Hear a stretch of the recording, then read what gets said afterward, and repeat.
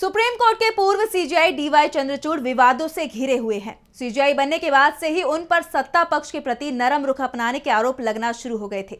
Shiv Sena UBT की तरफ से तो यहां तक कह दिया गया था कि हमें जस्टिस चंद्रचूड़ पर भरोसा नहीं है, हमें नहीं लगता कि वो न्याय कर पाएंगे, इसलिए हमारे मामले जिनकी सुनवाई जस्टिस चंद्रचूड़ कर रहे हैं उसकी सुनवाई से वो खुद ही हट जाएं। राहुल गांधी ने चंद्रचूड़ पर निशाना साधा था। राहुल ने कहा था कि जुडिशरी का काम भी विपक्ष ने ले लिया है, हम मीडिया, जांच एजेंसी और न्यायपालिका का काम कर रहे हैं। जस्टिस चंद्रचूड़ पर आरोप तब लग रहे थे जब वो सीजेआई थे, और जब जस्टिस चंद्रचूड़ रिटायर हुए तो नए सीजेआई संजीव खन्ना ने उनके फैसले एक के बाद एक पलटना शुरू कर दिया। तो दूसरी तरफ सुप्रीम कोर्ट के पूर्व जज भी जस्टिस चंद्रचूड़ के फैसलों पर सवाल उठा रहे हैं। चंद्रचूड़ लगातार विवादों में बने हुए हैं और इसके बाद अब उनकी तरफ से सफाई सामने आई है, खास तौर पर वर्शिप एक्ट को लेकर, जिस पर सुप्रीम कोर्ट में सीजेआई संजीव खन्ना की बेंच में सुनवाई चल रही है।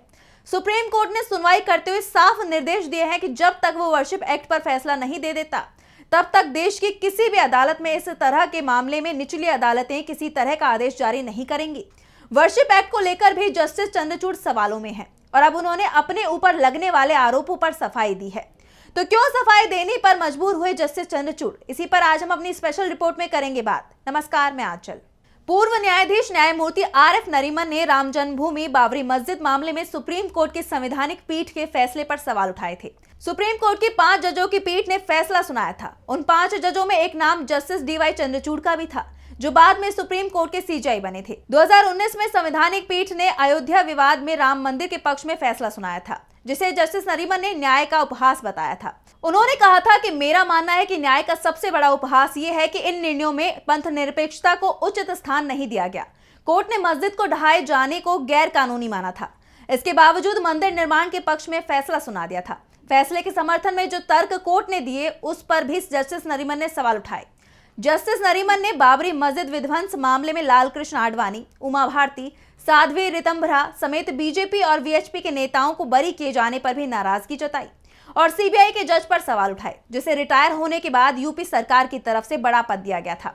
सीबीआई जज ने सभी आरोपियों को बरी कर दिया था। इसके साथ ही जस्टिस नरीमन का कहना था कि अब 1991 का कानून सख्ती से लागू कर दिया जाए, जिसके तहत कोई भी हिंदू इतिहास में अपने धार्मिक स्थल के साथ हुई तोड़फोड़ के खिलाफ न्यायालय का दरवाजा नहीं खटखटा सकता है।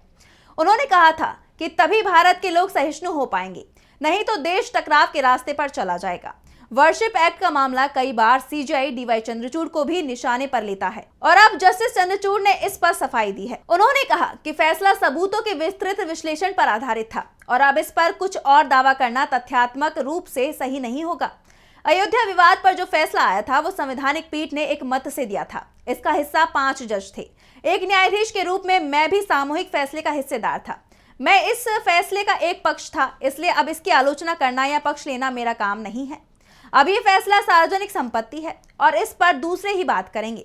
अदालतें वर्तमान मुद्दों पर फैसला लेती हैं, वो उन मुद्दों पर फैसला लेते हैं जो देश के सामने हैं। जस्टिस चंद्रचूड़ ने कहा कि जस्टिस नरीमन ने फैसले की आलोचना की है।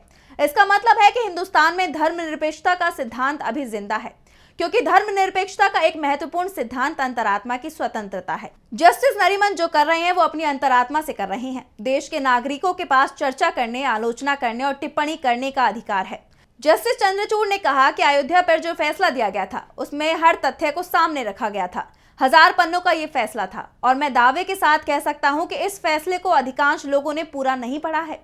ये फैसला केवल तथ्यों पर आधारित था और इसमें धर्मनिरपेक्षता के सिद्धांत का भी पालन हुआ है। अयोध्या के साथ ही इस समय जो मामला सबसे ज्यादा सुर्खियों में है वो है places of worship act 1991। CJI Sanjeev Khanna के नेतृत्व वाली 3 जजों की बेंच ने इस मामले में 13 दिसंबर को बड़ा फैसला दिया था। सुप्रीम कोर्ट ने कहा था कि देश के किसी भी मंदिर मस्जिद से जुड़े मामलों में याचिका रजिस्टर करने पर अब रोक लगाई जाती है। ये रोक सुप्रीम कोर्ट के फैसले तक जारी रहेगी। मुख्य न्यायाधीश संजीव खन्ना ने साफ किया कि वर्शिप एक्ट के मामलों पर अगली सुनवाई तक याचिकाएं दाखिल की जा सकती हैं, लेकिन उन्हें रजिस्टर नहीं किया जाएगा।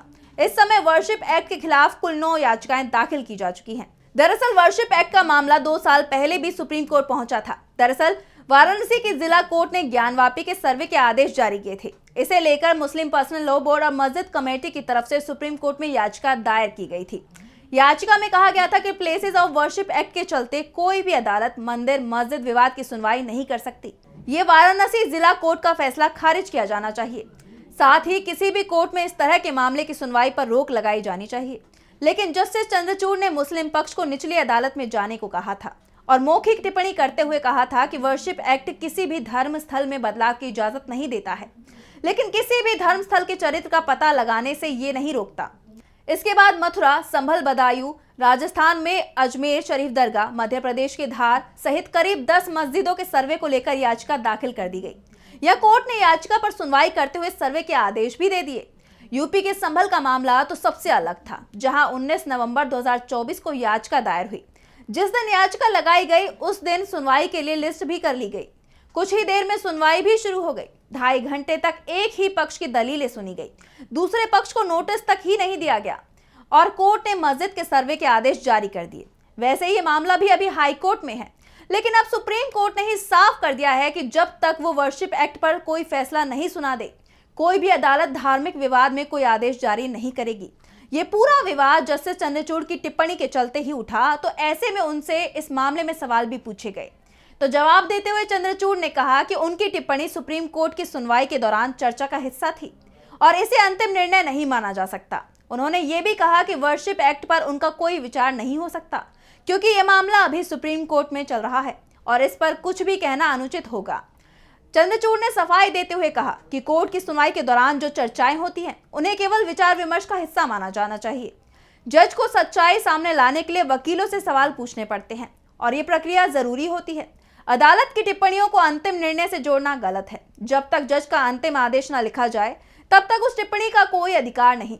जस्टिस नरीमन के आरोपों पर उन्होंने आगे कहा कि ये एक धारणा है और इस तरह की कई धारणाएं होंगी। नागरिकों के पास चर्चा करने, टिप्पणी करने, आलोचना करने का अधिकार है। लोकतंत्र में ये सब संवाद की प्रक्रिया है। ये जस्टिस नरीमन का नजरिया है और हर कोई इस नजरिए का सम्मान करता है, लेकिन ये नजरिया सत्य के एकाधिकार को नहीं दर्शाता। अंतिम शब्द सुप्रीम कोर्ट होगा। जस्टिस चंद्रचूड़ की सफाई से साफ है कि वो बेहद दबाव में दिखाई दे रहे हैं और उनकी जिस टिप्पणी के चलते ये पूरा विवाद खड़ा हुआ है, उस पर जस्टिस चंद्रचूड़ सफाई देते दिखाई दे रहे हैं। तो फिलहाल के लिए हमारी स्पेशल रिपोर्ट में बस इतना ही। अगर आपको हमारा वीडियो पसंद आया तो लाइक करें, साथ ही हमारे चैनल को सब्सक्राइब करें। नमस्कार। हमारे चैनल से जुड़े रहने के लिए YouTube पर टाइप करें DB लाइव, सब्सक्राइब बटन को क्लिक करें और बेल आइकन को दबाना न भूलें ताकि खबरें आप तक पहुंचती रहें। देखते रहिए DB लाइव, क्योंकि यहाँ हैं खबरें लगातार। हमारे चैनल से जुड़े रहने के लिए YouTube पर टाइप करें DB लाइव, सब्सक्राइब बटन को क्लिक करें और बेल आइकन को दबाना न भूलें ताकि खबरें आप तक पहुंचती रहें। देखते रहिए DB लाइव, क्योंकि यहाँ हैं खबरें लगातार।